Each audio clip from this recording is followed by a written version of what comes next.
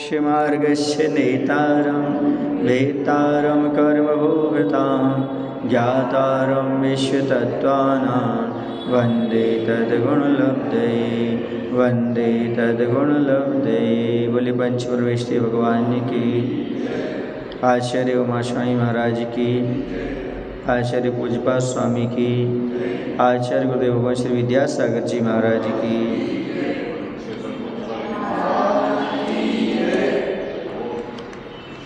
अब छायोश्रमिक भाव की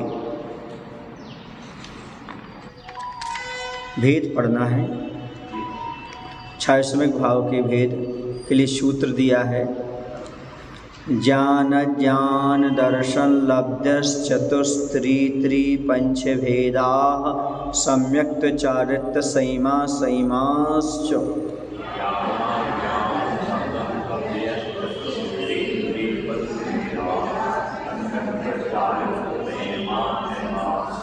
ज्ञान ज्ञान नहीं बोलना, ज्ञान ज्ञान,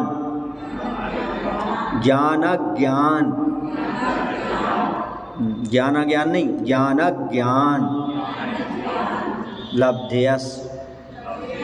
दर्शन कहाँ गया? ज्ञान ज्ञान दर्शन लब्धयस चतुस्त्रि पंचभेदा, वेदा नहीं भेदा, सम्यक्त चारित्र संयमा संयमाश्च। ज्ञान ज्ञान दर्शन लब्धश्चतुस्त्रि पंचभेदा सम्यक्त चारित्र संयमा संयमाश्च।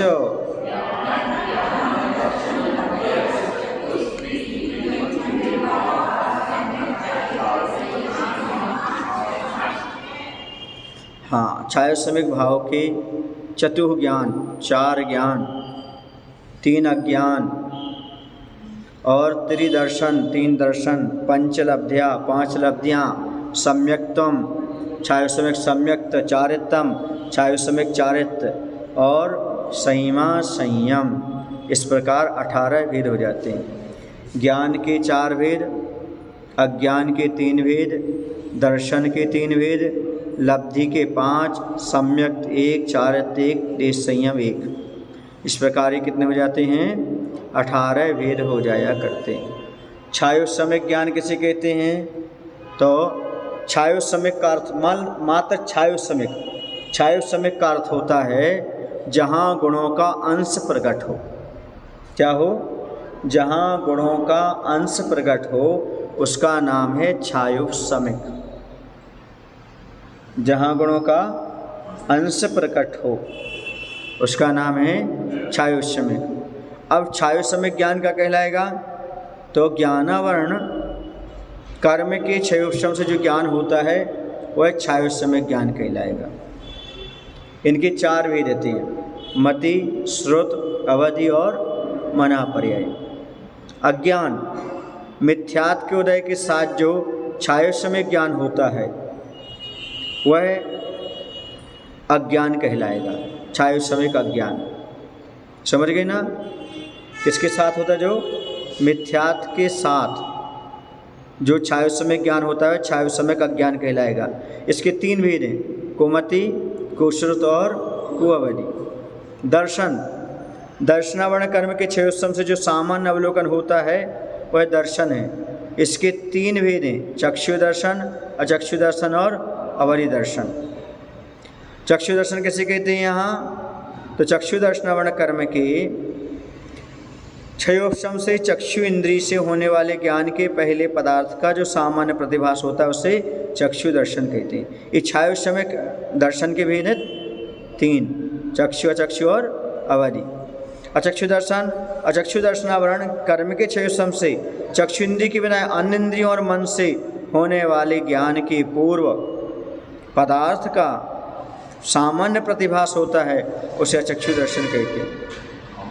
हाँ, सामान्य प्रतिभास, जो अवलोकन कह लो, सामान्य प्रतिभास कह लो। अवधि दर्शन, अवधि दर्शन कर्म के छयोश्रम से अवधि ज्ञान के पूर्व होने वाला सामान्य प्रतिभास अवधि दर्शन कहलाएगा। अवत लब्धि, सर्वघाती स्पर्धकों का क्षयोपशम होने पर और देशघाती स्पर्धकों के उदय का सद्भाव होने से दानांतराय आदि लब्धियाँ होती हैं। ये स्पर्धक क्या हैं? तो बरगणाओं के समूह का नाम स्पर्धक होता है। स्पर्धक किसे कहते हैं? बरगणाओं का जो समूह होता है उसे स्पर्धक कहते हैं। तो सर्वघाती स्पर्धकों का क्षयोपशम होने पर और देशघाती स्पर्धकों के उदय का सद्भाव होने से दान अंतराय आदि लब्धियाँ होती हैं। इसके 5 भेद हैं: दान, लाभ, भोग, उपभोग और वीर। सम्यक्त अनंतानवन्य, क्रोध, मान, माया, लोभ, मिथ्यात्व, सम्यक प्रकृति, इन 6 प्रकृतियों के उदयाभावी क्षय और उपशम से तथा सम्यक प्रकृति के उदय से जो सम्यक्त होता है वह क्षयोपशमिक सम्यक्त है। इसमें सम्यक प्रकृति का उदय बना रहता है। 6 प्रकृतियाँ तो क्या हो जाता है? उदयाभावी क्षय व उपशम तथा सम्यक प्रकृति का उदय रहता है, उसे कहते हैं क्षयोपशमिक सम्यक्त। अब इसके बाद आता है चारित्र अनंतानुबंधी, अप्रत्याख्यान और प्रत्याख्यान रूप 12 कषायों के उदयाभावी क्षय और षड्वस्था रूप उपशम से तथा 4 संजनन में से किसी एक देशघाती प्रकृति के उदय से और 9 कषायों का यथासंभव उदय होने पर क्षयोपशमिक चारित्र होता है। संयम संयम अनंतानुबंधी और अप्रत्याख्यान रूप 8 कषायों का उदयाभावी क्षय और षड्वस्था रूप उपशम से तथा प्रत्याख्यान कषाय का उदय एवं संजनन कषाय के देशघाती स्पर्धकों और यथा संभव 9 कषाय का उदय होने पर व्रत अव्रत रूप जो परिणाम उत्पन्न होने वाला है, करने वाला है, वह क्षयोपशमिक संयम है। यहाँ 2 बातें आई, उदयाभावी क्षय और सदवस्था रूप उपशम। तो क्या कहलाता है? तो जब सर्वघाती स्पर्धकों का उदय होता है तब तनक भी आत्मा के गुण की अभिव्यक्ति नहीं होती है। इसलिए उस सर्वघाती स्पर्धकों का अभाव को, जो सर्वघाती स्पर्धक हैं उनके अभाव को उदयाभावी क्षय कहते हैं। समझ गए ना? किसको? उस जो उदय में आ रहा था ना, कौन? सर्वघाती स्पर्धकों का उदय होता है ना, तो उस समय क्या होता है? आत्मा का इतना भी गुण प्रकट नहीं हो सकता। तो उसका किसका? सर्वघाती स्पर्धकों का अभाव हो जाने का नाम उदयाभावी क्षय है। और उपशम क्या है? जो भी आपको पता है, सदवस्था रूप उपशम क्या होता है? तो अनुदय प्राप्त, जो भी उदय में नहीं आई है ऐसी अनुदय प्राप्त सर्वघाती स्पर्धकों की जो सत्ता है, सत्ता रूप अवस्था को सदवस्था रूप उपशम कहते हैं।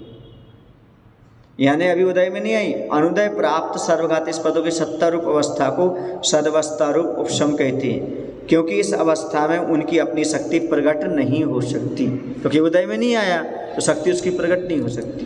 तो क्या कहलाएगा? सदवस्था रूप उपशम कहलाएगा। चलिए अब यहाँ पर पढ़ते हैं।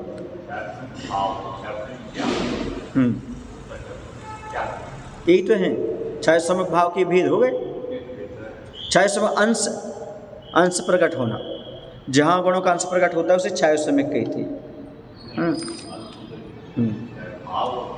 वही तो है, वही तो उसी की तो वही परिभाषा होगी, जहाँ पर अंश गुण प्रकट हो वही तो क्षयोपशमिक भाव। ऐसा या कर्म के क्षयोपशम से जो प्राप्त हो वैसा भाव, जो कर्म के क्षयोपशम से प्राप्त हो, ऐसा। अब जिनकी 4, 3, 3 और 5 भेद हैं वे 4, 3, 3 और 5 भेद वाले कहलाते हैं। इस सूत्र में यथाक्रम पद की अनुवृत्ति होती है, जिससे 4 आदि पदों के साथ ज्ञान आदि पदों का क्रम से संबंध होता है।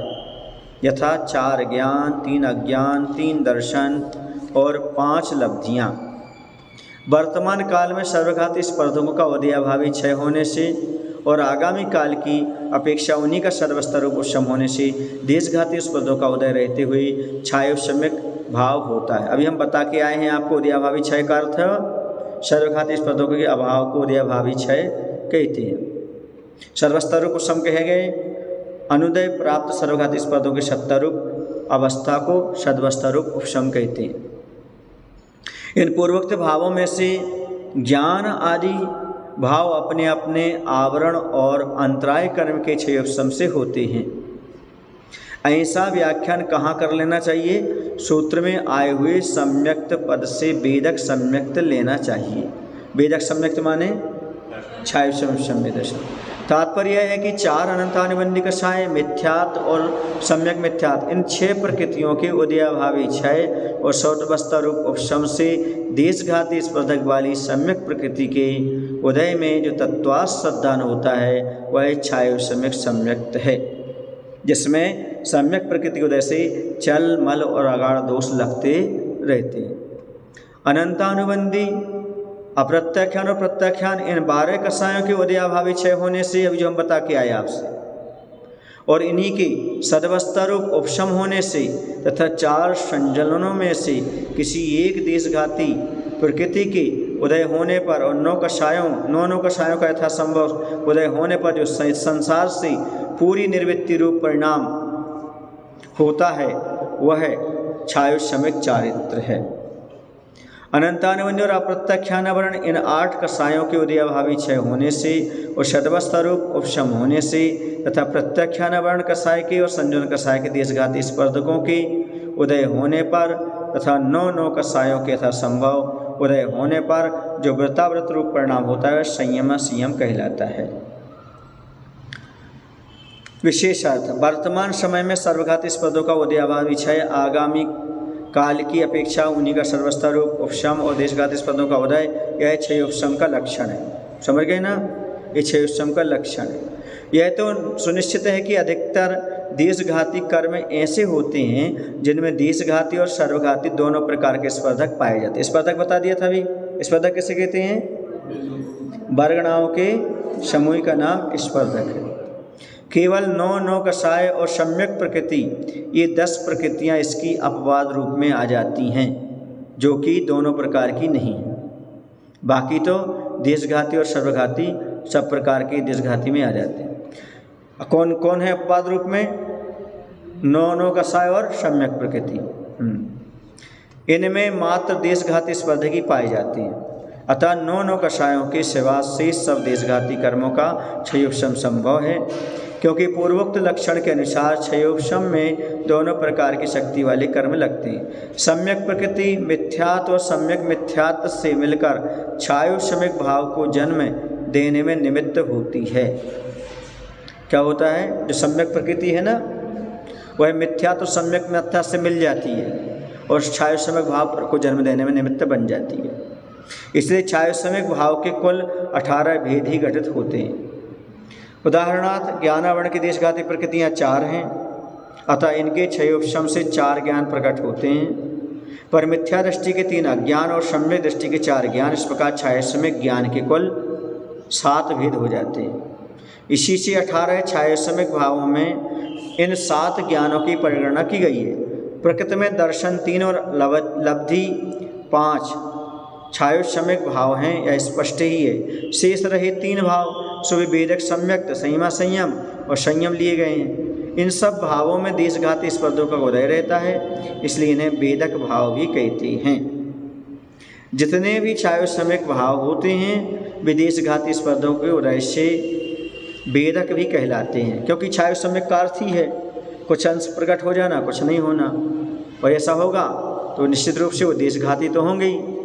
इसलिए यहाँ पर भेदक भाव भी यहाँ पर उसका नाम दिया गया। जितने भी छायुषम्यक भाव होते हैं वे सब देशघाती स्पर्धों के उदय से भेदक भी कहलाते हैं। समझ गए? जो भी छायुषम्यक भाव क्या कहलाएंगे? भेदक। क्यों? क्योंकि इनमें देशघाती स्पर्धकों का उदय होने से, इसमें सर्वघाती का उदय नहीं होता। यह उक्त कथन का तात्पर्य, इसमें सर्वघाती स्पर्धकों का या सर्वघाती प्रकृतियों का वर्तमान समय में अनुदय रहता है। वर्तमान में क्या होता है? इनका सर्वघाती प्रकृति क्या रहेगा? अनुदय रहेगा। इसलिए इनका उदय काल के एक समय पहले उदय रूप स्पर्धकों या प्रकृति में स्तविक संक्रमण हो जाता है। प्रकृति में इसे भी उदयाभावी क्षय कहते हैं, इसे भी उदयाभावी क्षय ही समझो। यहाँ स्वरूप से उदय का होना ही क्षय रूप से विवक्षित है, उदय ना होना ही क्या है? क्षय। यहाँ पर आगामी काल में उदय में आने योग्य इन्हीं सर्वघाती स्पर्धकों को व प्रकृतियों का सदवस्था रूप सम रहता है। इसका आशय यह है कि वे सत्ता में रहते हैं, लेकिन वहाँ उनको फल देने की क्षमता उस समय नहीं रहती। उदयावली से ऊपर की उन्नसिकों की उदीर्णा नहीं होती, मात्र उदयावली में स्तविक संक्रमण के द्वारा इनका उदय काल से एक समय पहले सजाती देशघाती प्रकृतियाँ स्पर्धक रूप से संक्रमण होता रहता है। सर्वघाती अंश का उदय और उदीर्णा न होने से जीव का निज भाव प्रकाश में आता है। इनका उदय और उदीर्णा न होने से, किसका? सर्वघाती अंश का। और देशघाती अंश का उदय रहने से उसमें सदोषता आती है। यह इसका तात्पर्य, इसका भाव। यदि सर्वघाती का अंश नहीं है वहाँ पर, है ना, तो जीव का निज भाव प्रकाश में आ जाएगा। और इसमें देशघाती अंश का उदय है तो फिर उसमें दोष आ जाएगा, है ना, पूर्ण रूप से वह प्राप्त तो नहीं होगा, क्योंकि उसका थोड़ा उदय बना रहता है ऐसा। अब जो 21 प्रकार के औदिक भाव हैं उनके भेदों का कथन करते हैं। गति कसाय लिंग, मिथ्या दर्शना ज्ञाना संहिता सिद्ध लेस्यास,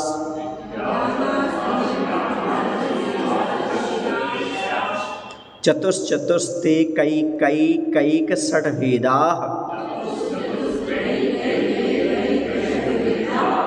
सुनो, मिथ्या दर्शन से लेकर के लेस्या तक रुकना नहीं है। कहाँ तक नहीं रुकना? यदि रुकेंगे तो अर्थ गलत हो जाएगा। कहाँ? क्योंकि यहाँ पर मिथ्या दर्शन के बाद अदर्शन निकालना है और अज्ञान निकालना, असंयत निकालना, असिद्ध निकालना। तो लेश्य कहाँ तक? सिद्ध तक। कहाँ से? मिथ्या दर्शन से लेकर सिद्ध तक रुकना नहीं है। रुकोगे तो अर्थ गलत निकलेगा, समझे ना? तो लिंग के रुक लो थोड़ा सा, उसके बाद आगे बढ़ जाओ। सुनो कैसे पढ़ना है। गति कसाय लिंग, मिथ्या दर्शना ज्ञाना संयता सिद्ध लेश्यास चतुस्त्रे कैक षड् भेदा।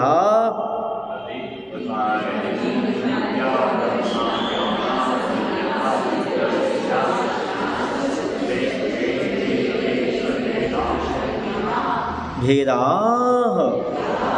बहुवचन में है। कैसे हैं? भेदा। औदिक भाव के 21 भेद होते हैं। 4 गति, 4 कसाय, 3 लिंग, 1 मिथ्या दर्शन, है ना। फिर 1 अज्ञान। क्या निकालना? मिथ्या दर्शन के बाद क्या आ गया? अज्ञान। इसे यहाँ रुकना नहीं, मिथ्या दर्शना। क्या बोलना है? मिथ्या दर्शना। क्यों? क्योंकि अज्ञान निकालना है। तो 1 अज्ञान, जैसे ज्ञान निकल आएगा वहाँ पर, तो 1 अज्ञान। और यहाँ पर ज्ञाना में भी नहीं रुकना, ज्ञान असंयता, ज्ञान और यहाँ असंयम निकालना, अज्ञान और असंयम।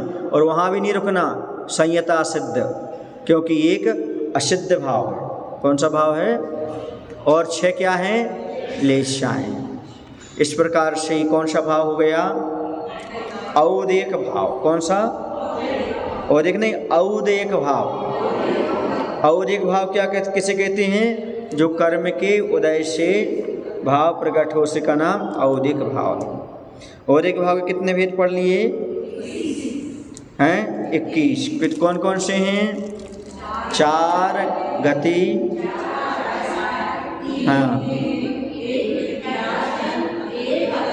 अज्ञान, असंयम, असिद्धत्व और 6 लेशाएँ। ठीक है ना।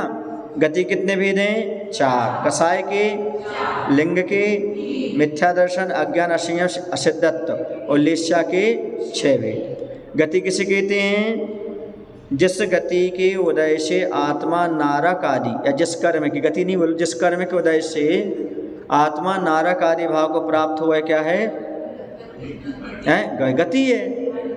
अब जिस नारक के भाव हुए तो नरक गति हो गया, और त्रिंच के भाव हुए तो त्रिंच हो गया, मनुष्य भाव भाव हुए तो मनुष्य हो गया, देव भाव हुए तो देवती। कषाय किसे कहते हैं? जो आत्मा को कसती है वह कषाय कहलाती है। ठीक है ना। क्रोध, मान, माया, लोभ, ये 4 भेद हो गए। लिंग, लिंग माने वेद, वेद की वजह से उत्पन्न अभिलाषा विशेष को वेद कहते हैं। इसके 3 वेद। स्त्री वेद, स्त्री वेद की वजह से होने वाली पुरुष अभिलाषा स्त्री वेद है। पुरुष वेद की उदय से होने वाली स्त्री अभिलाषा पुरुष वेद है, और नपुंसक वेद की उदय से होने वाली उभय अभिलाषा नपुंसक वेद है। समझ गए ना।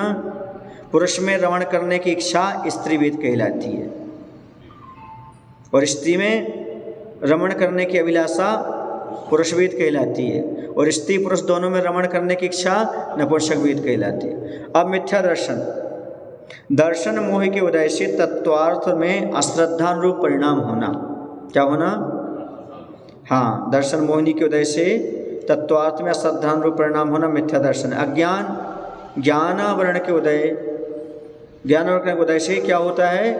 अज्ञान भाव होता है। असंयम चारित्र मोह के उदय से होने वाली हिंसा आदि और इंद्रिय विषयों में प्रवृत्ति असंयम कहलाती है। असिद्धत्व अनादि कर्मबद्ध आत्मा के सामान्यतः सभी कर्मों के उदय से असिद्धत्व भाव है ना। लेस्या, लेस्या कहते हैं कषाय से अनुरंजित योग प्रवृत्ति का नाम लेस्या है। समझ गए ना? लेस्या के भी दो भेद हो जाते हैं मूल में, द्रव्य लेस्या और भाव लेस्या। यहाँ पर कौन सी लेस्या की बात कही जा रही है? भाव लेस्या की, है ना। तो अब इतना, ये कौन से भाव हो गए? ये कौन से भाव हो गए? औदिक भाव, औदिक भाव। अब पढ़ते हैं अपन, जो हमने परिभाषाएं बताई वो आगे निकलेंगे। इस सूत्र में यथाक्रम पद की अनुवृत्ति होती है क्योंकि यहाँ उसका संबंध है। गति चार प्रकार के, नरक गति, त्रिंज गति, मनुष्य गति और देवगति। इनमें से नरक गति नाम कर्म के उदय से नारक भाव होता है, इसी नरक गति औदिक भाव है। इसी प्रकार शेष गतियों का भी अर्थ करना। कषाय कितनी है? चार, क्रोध, मान, माया और लोभ। इनमें से क्रोध को पैदा करने वाले कर्म के उदय से क्रोध औदिक भाव है।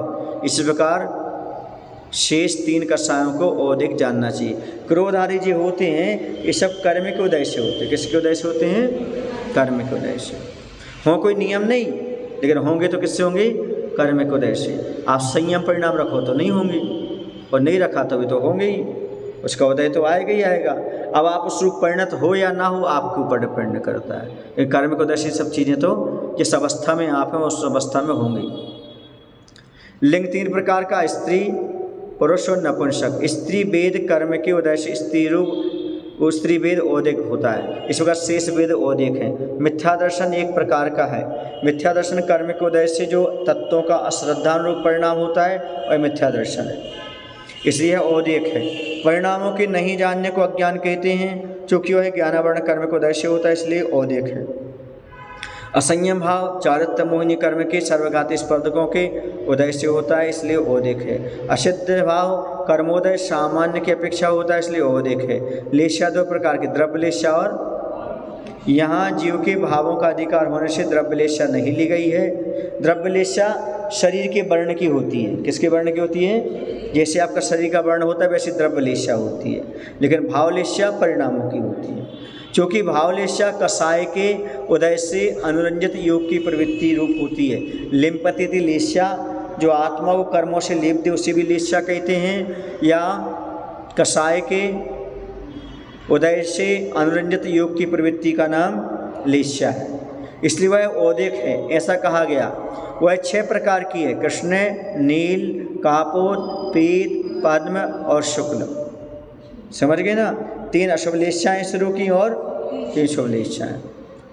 यहाँ पर शंका करता है उपशांत कषाय, क्षीण कषाय और संयोग के गुलस्थान में शुक्ल लेस्या है ऐसा आगा में, परंतु वहाँ पर कषाय का उदय नहीं है, इसलिए औदिक पना नहीं बन सकता। समाधान यह कोई दोष नहीं है, क्योंकि जो योग प्रवृत्ति कषायों के उदय से अनुरत होती रही है वही यहाँ पर इस प्रकार पूर्व भाव प्रज्ञापन नय की अपेक्षा उपशांत कषाय आदि गुणस्थानों भी लेस्या को औदिक कहा है। पूर्व में थी वो, कैसी थी? पूर्व में कषाय संरंजित एक प्रवृत्ति थी, उसी को लेकर के वो पूर्व भाव प्रज्ञापन नय की अपेक्षा इन्होंने आगे भी ले लिया औदिक भाव। किंतु अयोग केवली की योग प्रवृत्ति नहीं होती, इसलिए वे लेस्या रहित हैं ऐसा निश्चय किया है।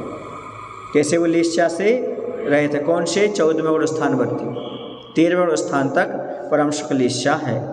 वहाँ क्या रहेगी?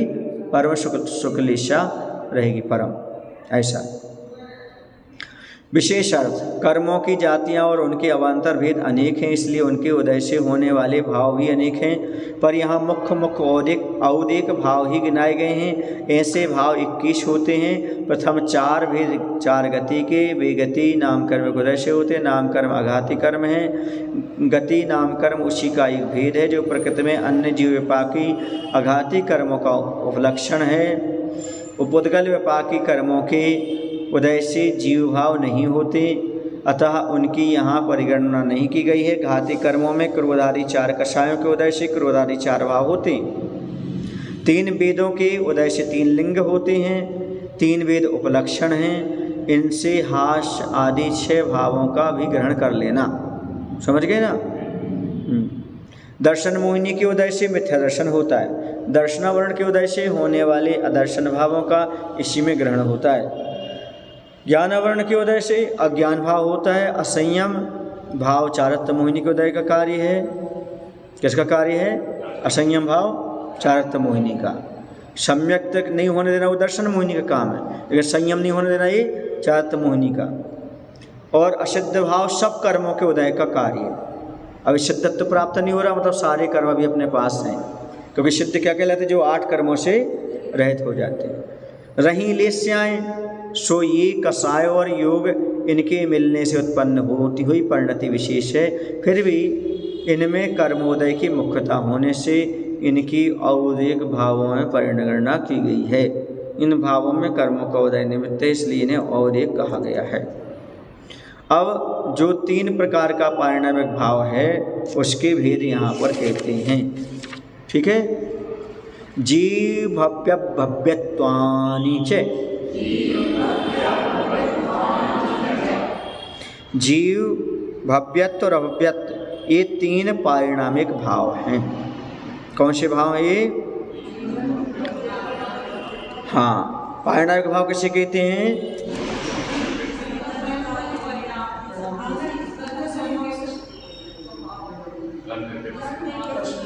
कर्म निरपेक्ष भाव को, जिसमें कर्म का क्षय, क्षयोपशम, उपशम आदि की अपेक्षा नहीं रहती, वैसे भाव का नाम क्या है? या कर्म निरपेक्ष भाव का नाम पारिणामिक भाव है। आए समझ में? अभी कितने हैं? जीवत्व, भव्यत्व और अभव्यत्व। ठीक है ना। जीवत्व किसे कहते हैं? चैतन्य को जीवत्व कहते हैं, चेतना लक्षण जिसका है। और भव्य किसे कहते हैं? जिसके सम्य दर्शन आदि भाव प्रकट होने की योग्यता है, वह भव्यत्व भाव है। और जिसके सम्य दर्शन आदि भाव प्रकट होने की योग्यता नहीं है, वो अभव्यत्व भाव है। समझ गए ना। जिसमें चेतना पाई जाती वो जीव है। जिसमें सम्य दर्शन प्राप्ति की योग्यता है, जिसमें सम्य दर्शन आदि प्रकट करने की योग्यता नहीं है। अब हो गए ना 3। हाँ चलिएगा, अब यहाँ पर आगे पढ़ते हैं। जीवत्व, भव्यत्व और अभव्यत्व ये 3 पारिणामिक भाव अन्य द्रव्यों में नहीं होते, इसलिए ये आत्मा के जानने चाहिए। शंका, ये पारिणामिक भाव क्यों हैं? समाधान, ये तीनों भाव कर्म के उदयोपशम, क्षय और क्षयोपशम के बिना होते हैं, इसलिए पारिणामिक है। समझ गए ना। कर्म निरपेक्ष है। जीवत्व का अर्थ चैतन्य है, जिसकी सम्यक दर्शन आदि भाव प्रकट होने की योग्यता है, वह भव्य कहलाता है। अभव्य इसका उल्टा है, अर्थात जिसमें सम्यक दर्शन आदि भाव प्रकट की योग्यता नहीं हो। ये तीनों जीव के पारिणामिक भाव हैं। शंकाकार कहता है अस्तित्व, नित्यत्व और प्रदेशत्व आदि भी तो भाव हैं। सामान्य भाव और विशेष भाव और हैं 2 प्रकार के। तो कह रहे उनका इस सूत्र में ग्रहण क्यों ना करना चाहिए? समाधान, अलग से उनके ग्रहण करने का कोई काम नहीं, क्योंकि उनका ग्रहण किया ही गया है। सबका कैसे किया आपने? क्योंकि समाधान सूत्र में आए हुए 6 शब्द से उनका समुच्चय हो जाता है। और राजस्य कहते 6 शब्द से दया, करुणा, ध्यान आदि भी आ जाते हैं, क्योंकि दया भी किसी कर्म के उदय से नहीं होती, ध्यान आदि भी नहीं होते हैं आदि। ऐसा शंका, यदि ऐसा है तो 3 संख्या विरोध को प्राप्त होती है, क्योंकि इस प्रकार 3 से अधिक पारिणामिक भाव हो जाते हैं। समाधान, तब भी 3 यह संख्या विरोध को नहीं प्राप्त होती, क्योंकि जीव के असाधारण पारिणामिक भाव 3 ही है। कितने हैं? 3 असाधारण। तो अस्तित्व आदि तो जीव और अजीव दोनों के साधारण हैं। समझ गए ना। इसलिए उनका 6 शब्द के द्वारा अलग से ग्रहण किया है। ये असाधारण भाव कहलाते हैं। जीव के जी क्या कहलाते हैं? असाधारण भाव। और भी भाव हैं, पर और चीज़ और द्रव्यों में भी पाए जाते हैं, लेकिन ये कौन से? असाधारण, जो अन्य में ना पाए जाए। समझ गए ना। ऐसा। अब शंका, औपशमिक आदि भाव नहीं बनते। क्योंकि आत्मा अमूर्त है। ये औपशमिक आदि भाव कर्मबंध की अपेक्षा होते हैं, परंतु अमूर्त आत्मा के कर्मों का बंध नहीं होता। समाधान, यह कहना ठीक नहीं, क्योंकि आत्मा के अमूर्त तत्व के विषय में अनेकांत है। आत्मा मूर्त भी है और अमूर्त भी है। कर्मबंध से बन गया तो मूर्ति हो गया।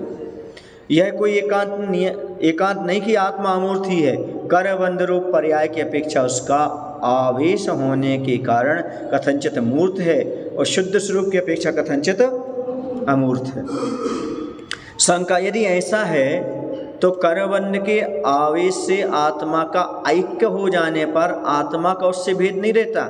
समाधान, यह कोई दोष नहीं है, क्योंकि यद्यपि बंध की अपेक्षा अभेद है तो भी लक्षण के भेद से कर्म से आत्मा का भेद जानना, क्योंकि कर्म का लक्षण अलग है और आत्मा का लक्षण अलग है। और यदि आप बंध के भेद खाओ, ठीक है, कोई बात नहीं। जैसे दूध का लक्षण अलग है, पानी का अलग है, और दोनों मिल गए तो हाँ मिले तो हैं, इसलिए एक प्रकार से अभेद भी हैं और भेद भी हैं। आत्मा बंध की अपेक्षा एक है तो भी लक्षण की अपेक्षा भिन्न है। इसलिए जीव का अमूर्तिक भाव अनेकांत रूप है, वह एक अपेक्षा से है और एक अपेक्षा से नहीं है। विशेष अर्थ खोल रहे। पारणिमिक भाव तीन है, जीवत्व, भव्यत्व और अभव्यत्व। जीवत्व के दो भेद हैं, एक जीवन क्रिया सापेक्ष, दूसरा चैतन्य गुण सापेक्ष।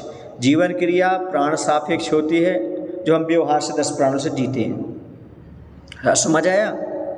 इसलिए ऐसे जीवत्व की मुख्यता नहीं है। यहाँ तो चैतन्य गुण सापेक्ष जीवत्व की मुख्यता है।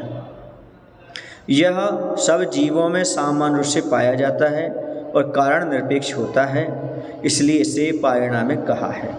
समझ गए ना? अब ज्ञान दर्शन आत्मा में क्यों पाया जाता है? ये स्वभाव है, किसी कर्म का इसमें कोई हस्तक्षेप नहीं है।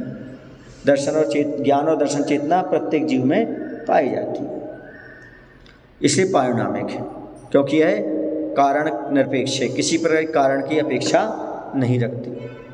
यही बात भव्यत्व और अभव्यत्व के संबंध में भी जानना चाहिए, क्योंकि ये दोनों भाव भी कारण निरपेक्ष हैं। अब भव्य क्यों है, इसका कोई कारण नहीं है। अभव्य क्यों है, इसका कोई कारण नहीं। आ गया ना? कारण निरपेक्ष है, इसका कोई कारण नहीं, इसलिए पारिणामिक भाव है।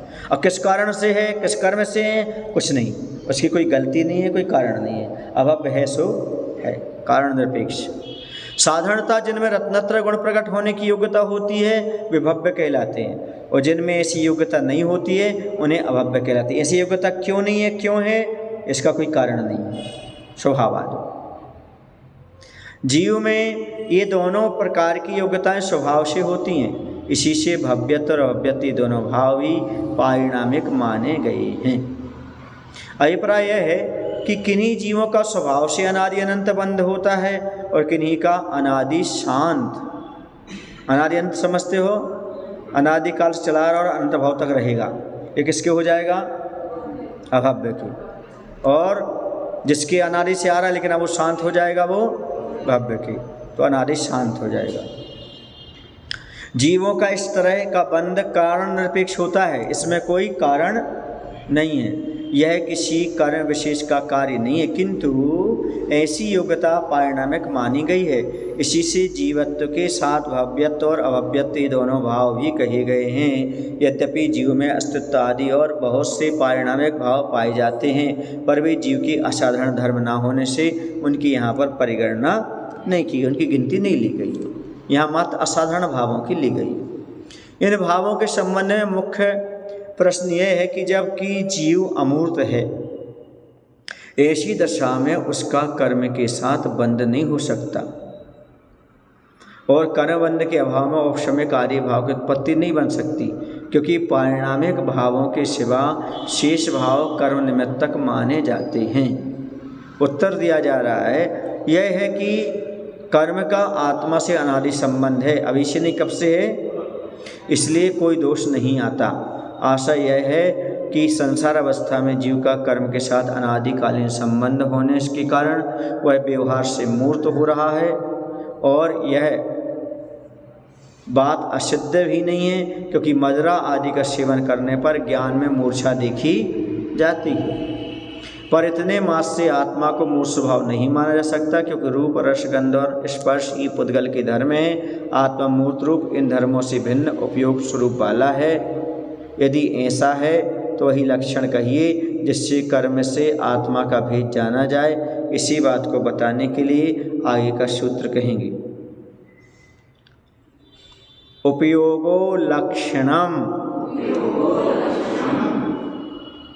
क्या हुआ? इसका अर्थ उपयोग जीव का लक्षण है। जीव का लक्षण क्या है?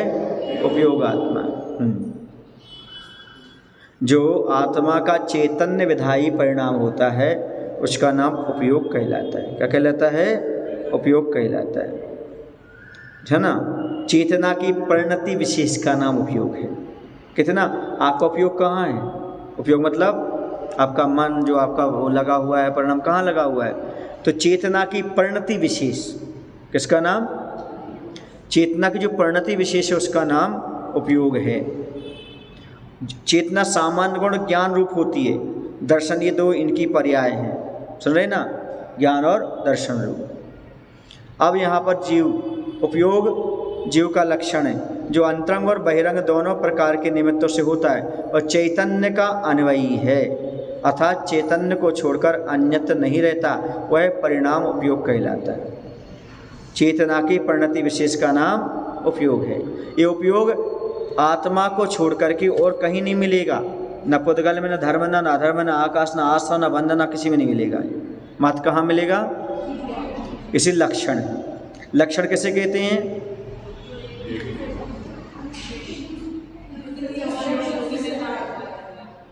लिख लो। मिले जुले बहुत से पदार्थों में से जो एक पदार्थ को अन्य पदार्थों से पृथक करता है उस हेतु का नाम लक्षण है। मिले जुले बहुत सारे पदार्थ हैं, उसमें से एक पदार्थ को पृथक करता है, उसकी पहचान बताता है, उसका नाम क्या है? लक्षण है। जैसे बहुत सारे पदार्थ मिले हुए हैं, जैसे जीव, पुद्गल, धर्म, अधर्म, आकाश, काल, तो उनको पृथक कैसे करेंगे? तो जिसमें चेतना पाई जाती है, ये उपयोग हो गया। क्या हो गया? ये लक्षण हो गया। चेतना उपयोग क्या हो गया? उसका लक्षण। ये उपयोग और किसी में नहीं पाया जाएगा। तो मिले जुले पदार्थों में से जो उसको पृथक करता है उस हेतु का नाम क्या है? उस हेतु का नाम क्या है? लक्षण है। ऐसा जो अंतरंग और बहिरंग दोनों प्रकार के निमित्तों से होता है। तो यद्यपि आत्मा बंध की अपेक्षा एक है तो भी इससे वह स्वतंत्र जाना जाता है। जिस प्रकार स्वर्ण और चांदी बंध की अपेक्षा एक हैं तो भी वर्ण आदि के भेद से उन्हें पार्थक्य रहता है, उसी प्रकार प्रकृति में समझना चाहिए। स्वर्ण चांदी दोनों बंध की अपेक्षा एक हैं, लेकिन उनका जो पीलापन है, इसका श्वेतपन है, ये उनका विशेष गुण माना जाएगा। ऐसे ही अन्य पदार्थों से चेतना जो गुण है वह जीव को पृथक करता है, तो इसका क्या बन जाता है? लक्षण बन जाता है। अब वहाँ पर कहते हैं अब उपयोग के भेद बताओ। उपयोग किस प्रकार, कितने प्रकार का होता है? तो कहते हैं सद्विधोष्ट चतुर्भेदाः। भेदाः, वह उपयोग 2 प्रकार का है, वह उपयोग 8 प्रकार का है और वह उपयोग 4 प्रकार का है। तो कैसे वह उपयोग 2 प्रकार का? ज्ञान उपयोग और दर्शन उपयोग। उनमें ज्ञान उपयोग 8 प्रकार का है और दर्शन उपयोग 4 प्रकार का है। समझ गए ना? मुख्य रूप से उपयोग कितने प्रकार के? 2 प्रकार के, दर्शन उपयोग और ज्ञान उपयोग। दर्शन उपयोग 4 प्रकार का, ज्ञान उपयोग 8 प्रकार का। समझ गए? अब यहाँ पर समझ लें अपन, ज्ञान उपयोग को साकार उपयोग भी कहते हैं और दर्शन उपयोग को निराकार कहते हैं। क्या कहते हैं? साकार उपयोग और निराकार उपयोग। जब कहीं आएगा सम्यक दर्शन की प्राप्ति में तो वहाँ ये बोला साकार उपयोग चाहिए। सम्यक दर्शन की प्राप्ति में क्या चाहिए?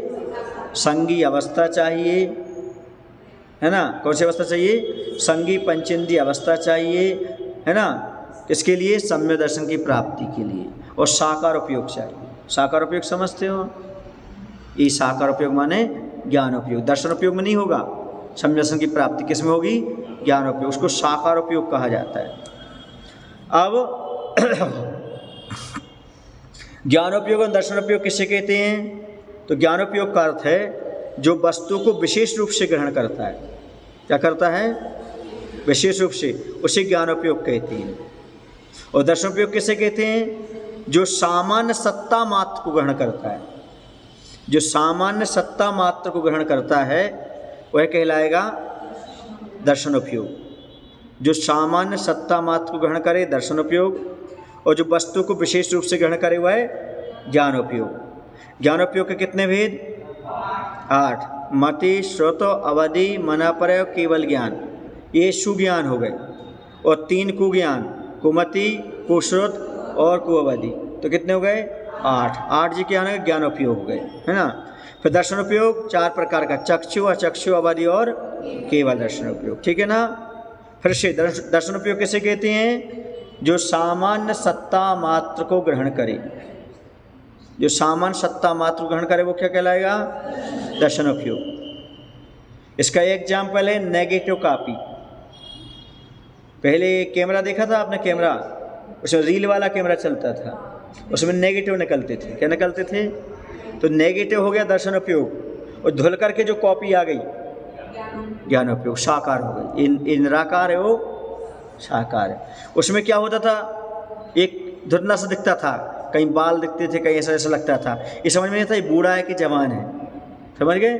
तो सामान्य सत्ता को ग्रहण करता था, तो नेगेटिव कॉपी हो गई। और जो धुल करके आ गई रंगीन कलर भरी, ये साकार उपयोग हो गई, ये ज्ञान उपयोग हो जाएगा। ऐसा समझ में? ऐसा वह उपयोग 2 प्रकार का, ज्ञानोपयोग, दर्शनोपयोग। ज्ञानोपयोग 8 प्रकार का, मति, श्रुत, अवधि, मनापरय, केवल ज्ञान। मति अज्ञान, श्रुत अज्ञान और विभंग ज्ञान। विभंग ज्ञान माने कुअवधि ज्ञान। दर्शनोपयोग के 4 प्रकार हैं, चक्षु दर्शन, अचक्षु दर्शन, अवधि दर्शन और केवल दर्शन। इन दोनों, शंकाकार कहता है, इन दोनों उपयोगों में किस कारण से भेद किया आपने? समाधान, साकार और अनाकार के भेद से इन दोनों उपयोगों में भेद है। साकार ज्ञानोपयोग है और अनाकार दर्शनोपयोग है। ये दोनों छद्मस्तों में क्रम से होते हैं। आवरण रहित जीवों में युगपद होते हैं। छद्मस्त किसे कहते हैं? एक बार हमने बताया था। किसे कहते हैं? कहाँ पाए जाते हैं? नहीं, किसे कहते हैं? किसे कहते हैं? किसे कहते हैं? किसे कहते हैं? जिनके आवरणीकरण विद्यमान हैं वो छद्मस्त कहलाते हैं। लिख लो, जिनके आवरणीकरण होते हैं वो कौन कहलाते हैं? छद्मस्त। वो कौन से गुण स्थान से रहते हैं? पहले गुण स्थान से लेकर 12वें गुण स्थान तक। और जहाँ आवरणीकरण हट जाते हैं तो केवल ज्ञान हो जाता है। समझ गए ना? तो वो छद्मस्त नहीं कहलाते। तो छद्मस्त होते हैं उनके क्रम से होते हैं। ये पहले दर्शनोपयोग होगा फिर ज्ञानोपयोग होगा। लेकिन केवली भगवान के युगपद होते हैं, दोनों एक साथ होते हैं। क्या होते हैं? हाँ, आचार्य कहते हैं केवली भगवान के 2 उपयोग होते हैं। यहाँ तो श्राविकाओं के भी 2 हो जाते हैं। वो पूजा भी कर लेती, प्रवचन भी सुन लेती हैं। कुछ तो माला भी फेर लेती हैं और प्रवचन भी सुन लेती हैं। उनका जो ना माला काम की, न पूजा करना काम का, न प्रवचन सुनना, एक का भी फल नहीं मिलता उनको। क्या? एक का भी फल नहीं मिलता उनको। कोई ना समझे कि हम माला ही फेर जा रहे, प्रवचन भी सुनते जा रहे हैं। उपयोग कहाँ रहेगा एक समय में? हाँ, इसलिए ना तो ये रहा ना वो रहा। इसलिए लालच बुरी बलाए, है ना। ना माया मिली ना राम, दोनों गए काम से। पर क्या करें, अज्ञानता बस होता है ऐसा। माला ही फेरते रहते हैं और स्वाध्याय भी सुनते रहते हैं, पूजा भी करते रहते और स्वाध्याय भी सुनते रहते। वो समझते में दोनों काम कर लिया ना, बहुत पुण्य कमा लिया, पर एक का भी नहीं इकट्ठा हुआ उसने। इसलिए एक समय में एक काम करो, या तो पूजा करो या फिर प्रवचन सुनो, या माला फेरो या फिर प्रवचन सुनो। दोनों एक साथ नहीं करना चाहिए। यद्यपि दर्शन पहले होता है तो भी श्रेष्ठ होने के कारण सूत्र में ज्ञान को दर्शन के पहले रखा है। सम्यक ज्ञान का प्रकरण होने के कारण पहले 5 प्रकार के ज्ञानोपयोग का व्याख्यान कराए हैं, परंतु यहाँ उपयोग का ग्रहण करने से विपर्यय का भी ग्रहण होता है, इसलिए वह 5 प्रकार का ना होकर के 8 प्रकार का हो जाता है। समझ गए ना? जब ज्ञान आएंगे तो 5 आएंगे, और जब उपयोग आएंगे तो ज्ञान उपयोग आएगा तो 8 आएंगे। विशेष अर्थ, यहाँ जीव का लक्षण उपयोग बतलाकर उसके भेदों की परिगणना की गई है। उपयोग के मुख्य भेद 2 हैं, ज्ञानोपयोग, दर्शनोपयोग। ये दोनों प्रकार के उपयोग सब जीवों में पाए जाते हैं, एक इंद्रिय से लेकर के सभी भगवान, सब वहाँ तक चले जाओ। कहाँ तक? जहाँ तक जीव रहता है कि 13वें स्थान तक। इनके अवान्तर भेद कई हैं जो निमित्त विशेष से होते हैं। ज्ञानावरण और दर्शनावरण के अवान्तर भेदों का यथायोग्य क्षयोपशम और क्षय तथा दर्शन मोहिनी का उदय आदि ये प्रधान निमित्त हैं। इनके कारण दोनों प्रकार के उपयोग 12 भेदों में विभक्त हो जाते हैं। ये मात्र इसी के कारण होते हैं, कर्म के क्षयोपशम क्षय आदि के कारण से। कितने भेद? हाँ, 12 भेद। इस प्रकार ज्ञानोपयोग के 8 और दर्शनोपयोग के 4 भेद प्राप्त होते हैं। मुख्यतया संसारी जीवों के एक काल में एक उपयोग और केवली के 2 उपयोग होते हैं। एक समय में क्या होगा? एक, और केवली के दोनों हो जाएंगे। पर नाना जीवों की अपेक्षा परिगणना करने पर भी 12 हो जाते हैं। अभी कोई किसी उपयोग में, कोई किसी उपयोग में, तो नाना जीवों की अपेक्षा ले लिया जाता है। यद्यपि प्रथम अध्याय में एक जीव के एक साथ 4 ज्ञान बतलाए गए हैं, और जिनके एक साथ 4 ज्ञान होते हैं उनके उसी समय 3 दर्शन भी पाए जाएंगे।